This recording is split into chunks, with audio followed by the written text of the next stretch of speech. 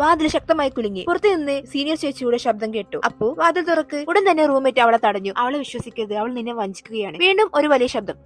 വാതിലിന്റെ മരക്കഷ്ണങ്ങൾ പൊട്ടിപ്പിളർന്നു. പെൺകുട്ടി ഭയന്ന് വിറച്ചു. അപ്പോഴാണ് ഫോണിൽ ഗോസ്റ്റ് ചാനലുടെ സന്ദേശം വന്നത്. ശവപ്പെട്ടിയുടെ യഥാർത്ഥ ഉടമയുടെ ജന്മദിനം ചുവന്ന കടലാസിൽ എഴുതു. അത് ആത്മാവിനെ തടയും. സീനിയറിന്റെ ജന്മദിനം നിനക്കറിയാമോ? പെൺകുട്ടി ചോദിച്ചു. അറിയാം എന്ന് പറഞ്ഞ് റൂംമേറ്റ് ചുവന്ന കടലാസിൽ എഴുതാൻ തുടങ്ങി. പുറത്തു നിന്ന് സീനിയർ ചേച്ചി നിലവിളിച്ചു. അപ്പോ അവളെ വിശ്വസിക്കരുത്, യഥാർത്ഥ അപകടം അവളാണ്. ആരെയാണ് വിശ്വസിക്കണമെന്ന് പെൺകുട്ടിക്ക് മനസ്സിലായില്ല. അപ്പോഴേക്കും ഒരു കോടാലി വാതിൽ തുളച്ച് അകത്തേക്ക് കയറി. റൂംമേറ്റ് പറഞ്ഞു, കണ്ടോ, ഒരു സാധാരണ മനുഷ്യൻ ഇങ്ങനെയൊക്കെ ചെയ്യോ? ഈ സമയം കൊണ്ട് തന്നെ ചുവന്ന കടലാസിൽ സീനിയറുടെ ഡേറ്റ് ഓഫ് ബർത്ത് എഴുതിയിരുന്നു. ഇതും കൂടെ ആയപ്പോൾ എല്ലാവരുടെ ശ്വാസം മുട്ടി നിന്നു. ഇനി എന്ത് സംഭവിക്കുമെന്ന് വിചാരിച്ചു. പക്ഷേ ഒന്നും സംഭവിച്ചില്ല. അപ്പോഴാണ് റൂംമേറ്റിന്റെ മുഖത്ത് വിചിത്രമായ ഒരു ഭാവം വന്നത്. അവൾ പതുക്കെ ചിരിച്ചു. മുറി മുഴുവൻ നിശബ്ദമായി. അവസാനം നീ അത് ഉപയോഗിച്ചല്ലോ. കാരണം നീ എഴുതിയത് തെറ്റായ ജന്മദിനമാണ്. എന്ത്? പെൺകുട്ടിയുടെ കണ്ണുകൾ വലുതായി. റൂംമേറ്റ് പതുക്കെ എഴുന്നേറ്റു. മുഖത്തെ ഭയമെല്ലാം അപ്രത്യക്ഷമായി. ബാക്കിയുണ്ടായത് ഒരു ഭീകരമായ പുഞ്ചിരി മാത്രം. അപ്പോൾ സീനിയർ ചേച്ചി മുന്നോട്ട് വന്നു. നീ ഇത് കണ്ടില്ലേ? ഞാനും എഴുതിയിട്ടുണ്ട്, തെറ്റായ ജന്മദിനം എന്നല്ല എഴുതിയത്. റൂംമേറ്റിന്റെ മുഖം മാറി. പിന്നെ സീനിയർ അവളുടെ കണ്ണുകളിലേക്ക് നോക്ക്. ഞാൻ എഴുതിയത്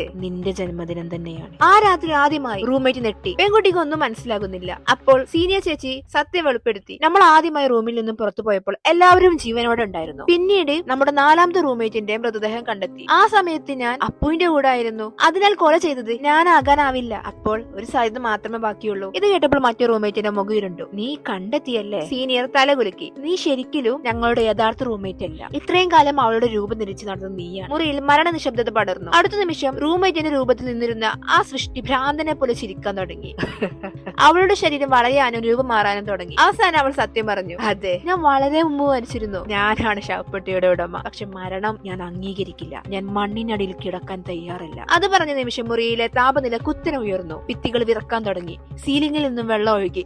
ആത്മാവ് തല ഉയർത്തി. അവളുടെ കണ്ണുകൾ പെൺകുട്ടിയെ തേടി. സൂര്യൻ ഉദിക്കുന്നതിന് മുമ്പ് ആചാരം പൂർത്തിയാക്കിയാൽ ഞാൻ വീണ്ടും ജീവനോടെ വരും. അപ്പോൾ നിങ്ങളിൽ ഒരാളും ജീവനോടെ ഇവിടെ നിന്ന് പോകില്ല. റൂംമേറ്റിന്റെ ശരിക്കുള്ള പോരാട്ടം ഇവിടെ വെച്ചാണ് തുടങ്ങുന്നത്. അടുത്ത പാട്ടിൽ കാണാം. Sorry for making you wait. By.